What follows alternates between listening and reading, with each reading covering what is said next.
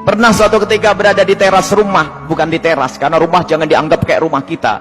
Sebab rumah Rasulullah dengan Sayyidat Fatimah Zahra kalau digambarkan, kalau Masjid Nabawi ini segede ini dulu tuh. Masjid Nabawi kurang lebihnya seperti ini, seperti Masjid Taqwa ini sebelum dikembangkan. Jadi rumah Rasulullah itu, rumah Sayyidat Fatimah Zahra ada 5x5 di situ.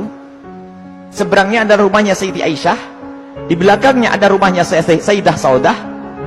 Kemudian nanti istri Rasulullah yang lainnya ada dijajar begitu. Jangan dianggap rumahnya di kampung sana, di kota sini, bukan. Jadi rumahnya hanya kecil-kecil begitu. Sehingga ada fitnah yang pernah disebar bahwasanya Siti Fatimah Zahra pernah ditendang Sayyidina Umar bin Khattab. Ini kan fitnah pada Sayyidina Umar. Memangnya nggak ada yang denger yang lainnya. Kecil begini, kalau sampai Siti Fatimah sampai jerit-jerit nangis pasti kedengaran. Ada ya sekelompok orang yang berdusta mengatakan Siti Fatimah Zahra meninggal karena dipukul oleh Sayyidina Umar bin Khattab, perutnya sampai keluar. Ini lucu cerita ini. Dipikir rumahnya itu di kampung sana ya, kampung sini, bukan. Itu loh rumah Siti Fatimah. Kalau ada di sekitar masjid ini, mepet. 5x5, 4x3, rumahnya itu rumah dipikir rumah kayak apa begitu, bukan. Jadi rumah Rasulullah dan semua keluarganya itu kalau dikumpulkan hanya 200 meter. Allah. Dan sangat sederhana. Nah itulah, suatu ketika Sayyidat Fatimah Zahra berada di depan kamar, di depan rumah bersama Asma binti Umais. Asma binti Umais itu adalah bekas istrinya Ja'far At-Tayyar. Di saat itu ada jenazah yang lewat. Dan di saat ada jenazah yang lewat, tiba-tiba Siti Fatimah menangis. Dan menangisnya nggak kira-kira. Sampai Asma ketakutan. Kenapa wahai binti Rasulillah, wahai putri Rasulullah, engkau menangis seperti itu? Ada apa? Kenapa engkau menangis? Baru setelah reda bisa menjawab, aku menangis, aku nanti pasti akan mati. Tentu engkau akan mati. Engkau akan mati. Bukan masalah kematian, tetapi aku tidak ingin nanti seperti itu. Kenapa dia?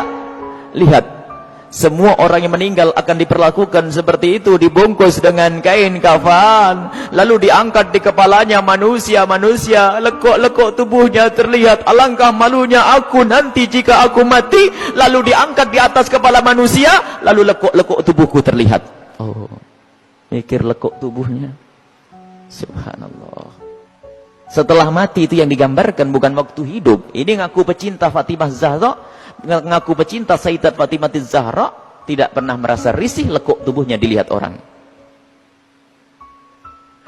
Jadi Siti Fatimah Zahra itu merasa malu kalau nanti dilihat setelah meninggal. Lalu Asma bercerita, wahai Fatimah, waktu aku di Habasyah, aku melihat ada orang itu, kalau ada orang meninggal, itu dibuatkan satu kotak. Kemudian mayat dimasukkan ke dalam kotak, kemudian ditutup pelepah korma sehingga tidak kelihatan itu. Kalau bahasa kita keranda.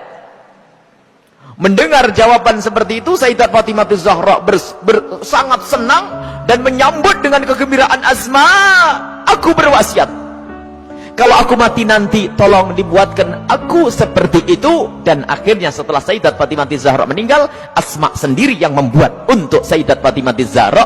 Dan inilah di dalam sejarah disebutkan bahwa pertama kali orang pakai keranda di dalam Islam adalah Sayyidat Fatimah Zahra. Bukan masalah pertamanya, tapi kita harus tahu maksudnya apa. Ini loh yang penting. Maksudnya adalah menjaga kehormatan. Padahal juga nggak apa-apa orang mati, kelihat auratnya pun tidak dosa. Orang meninggal tidak ditanya lagi oleh Allah, akan tapi rasa malunya Sayyidat Fatimah Zahra sampai menghantarkan beliau untuk berwasiat kalau meninggal nanti agar dibuatkan yang demikian ini. Dan termasuk wasiat yang lainnya apa? Agar dikubur di malam hari. Tidak ingin, masih ingin, takut kalau dilihat oleh orang. Inilah Sayyidat Fatimah Zahra.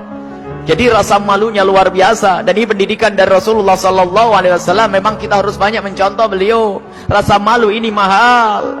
Kalau sudah malu ini dicabut dari seseorang, maka semuanya akan dilakukan dari keharaman. Rasa malu ini kemuliaan, malu yang sesungguhnya. Malu kepada Allah, malu kita melakukan kemaksiatan. Dan malunya seorang wanita itu adalah kemuliaan. Siti Fatimah adalah suri toladannya. Ya Rabbi bil Mustafa balligh maqasid